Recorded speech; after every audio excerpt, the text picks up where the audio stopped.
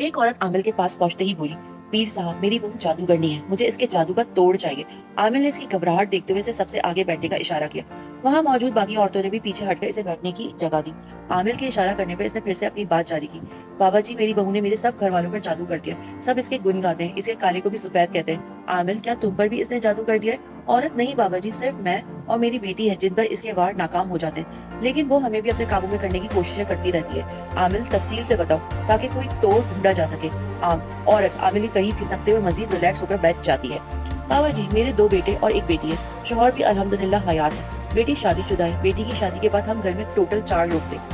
बड़ी ही खुशहाल जिंदगी थी, लेकिन फिर हमारे बुरे दिन शुरू हुए जो हम इस कलमुही को पिहा लाए। ये बताते हुए इसने सर को झुकाकर दोनों हाथों से थाम लिया और सर को इधर उधर हिलाने लगी।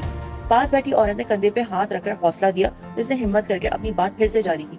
क्या बताऊं बाबा जी, मैं तो कम शक्ल, कम मकीन, कम मंगते गरीबों की बेटी को इसलिए ब्याह लाई थी कि नेकी की नेकी होगी और मेरी मानकर भी चलेगी, लेकिन इसने फिर से सर पीटना शुरू कर दिया। थोड़े वक्फे के बाद बोली, शादी के तीसरे दिन ही बगैर कहे किचन में घुस आई कि मैं खाना बनाती हूँ। बहुत रोका लेकिन ढीठ ने एक न मानी। इस दिन के बाद इसने मेरे किचन पर कब्जा जमा लिया। पता नहीं सारे खानदान को क्या घोल घोल कर पिलाने लगी कि सब इसके दीवाने हो गए। मेरे घुटनों में दर्द रहता है तो हमदर्दी की आड़ में इसने मुझे खाना बनाने से बिल्कुल मना कर दिया। वो किचन जिसे मैंने इतनी मेहनत से बनाया था, इसकी सारी तरतीब बदल डाली।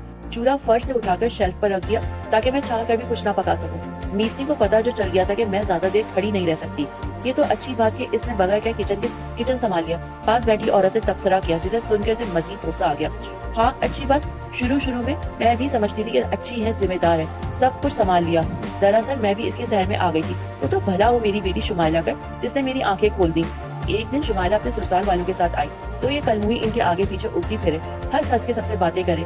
एक वक्त के खाने में ही डिशों के ढेर लगा दिए। पता नहीं क्या मिला है इस खाने में कि सब लोग उंगलियां चाटते रह गए। मैं भी खुश के चलो अच्छी मेहमान नवाजी हो गई, लेकिन शुमाइला सारा वक्त मुंह बनाए बैठी रही। जब मैंने पूछा कि तुम्हें क्या हुआ है तो मुझे बाजू से पकड़कर कमरे में ले गई। इसने मुझे बताया कि ये कलमुही महक तो मेरे घर पर कब्जा करना चाहती है, मेरी जगह लेना चाहती है, हर काम अपने हाथ में लेकर अपनी अजारादारी कायम करना चाहती है। मुझे काम से रोक दिया ताकि मैं बिस्तर पर पड़ जाऊं, मेरी हड्डियां गल जाए, मैं काहे जोगी ना रहूं। हाय हाय मैं पागल तो ये सब कुछ समझ ही ना पाई थी। अपने शौहर को तो काबू कर लिया, ये बात तो समझ आती है, लेकिन इसने तो मेरे छोटे बेटे और मेरे शौहर को भी अपनी चालों में मुझसे दूर कर दिया। मेरे छोटे को बाहर के खानों की आदत थी, घर पर कम ही खाना खाता था, सारी पॉकेट मनी खाने पीने पे उड़ाता था। जब से ये बरसात आई है सारे पिज़्ज़े पास्ते घर पर ही बना देती है। वो सामान ला देता है और नेट से तरकीबें देख देख कर पता नहीं क्या गंद बला बनाती रहती है, जो मेरे अलावा सारे शौक से खाते हैं। छोटा जो पहले अम्मी अम्मी करता था अब भाभी भाभी करता फिरता है। दूसरी औरत, हाय हाय जालिम। अच्छा तो तुम्हारे शौहर को कैसे काबू कर ली वो तो बताओ। ना पूछो बहन, कुछ ना पूछो, इतना ख्याल तो वो अपने शौहर का नहीं रखती जितना मेरे शौहर का रखती है। सारी चालें हैं इसकी। वो घर आ जाए तो अब्बा जी पानी पी लें, अब्बा जी शरबत पी लें, आगे पीछे फिरती है। वो मैदे के मरीज हैं तो हर सालन में नमक मिर्च डालने से पहले ही अब्बा जी के लिए सालन अलहदा कर लेती है। लो जी अब्बा जी इतने में ही लट्टू हुए फिरते हैं। कसम खुदा की दिल खून के आंसू रोता है मेरा। इसने बाकायदा रोना शुरू कर दिया। आमिल, खामोश हो जाओ, सब्र करो, तुम्हारी बहू का जादू बहुत ताकतवर है। ये सारी तो वो चालें हैं जो हम औरतों को ससुराल वालों को काबू करने के लिए बताते हैं, लेकिन वो कहती है ये सब मुश्किल है, हमें कोई ताबीज दे दे। बाबा जी करम करें, कोई रास्ता निकालें, मुझे मेरा घर और मेरे घर वाले वापस चाहिए। ये जो अम्मी जी करके मेरे ऊपर भी जादू करना चाहती है, मुझे इसकी चालों से बचा ले। चाय बनाकर मेरे कमरों में घुस आती कि इकट्ठा बैठकर पिए। मुझे बातों में लगा कि एक आध ताबीज तो मुझे पिला ही जाती होगी। हाय मुझे बचा लें, जितने पैसे आप कहेंगे मैं दूंगी। इसके साथ ही इसने बड़ी राजदारी से 5-5 हजार के 4 नोट जमीन पर रखकर आमिल की तरफ खिसका दिए। आमिल ने अपना लकड़ी का बोसीदा सा डब्बा खोला और 5 कोड़ियों में कोई सफेद पाउडर सा भरा और सब कोड़ियों पर बारी बारी फूंक मारकर औरत को पकड़ा दिया।